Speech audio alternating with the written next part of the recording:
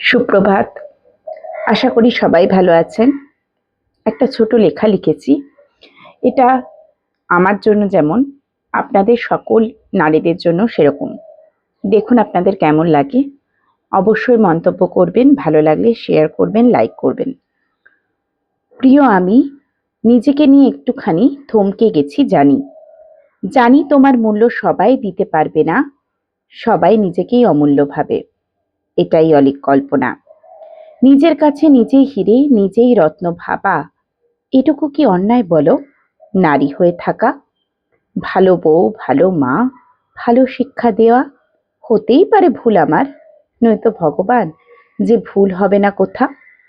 নিজেকে অনেক ক্লান্ত লাগে ঘুমিয়ে ওঠার পরেও, মাথাটা কাজ করছে আমার ঘুমের মধ্যেও।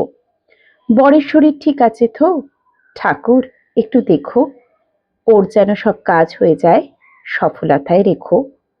ঠাকুর আমার সন্তানকে বিদ্যা বুদ্ধি দাও, ওর শরীর সুস্থ রাখো, ওর সব কষ্ট হোক, ওর সব কষ্ট আমায় দাও।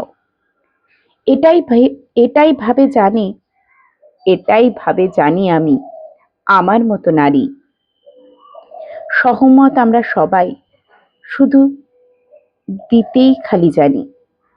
একটুখানি ভুল হলে নিজেরাই করি সমালোচনা। তাহলে সমাজ থেকে কেন করি সম্মানের কল্পনা?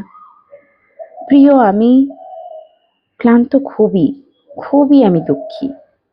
সবার মুখে হাসি দেখলে আমি হব সুখী। বুকের মাঝে মধ্যে মোচড় দিয়ে যায়, একটু ছোট প্রশস্তিও অনেক শান্তি দেয়। কেউ না বলুক আমি বলছি, নিজের মাথায় রাখো হাত। কি হবে এত চিন্তা নিয়ে, তুই সুখে থাক।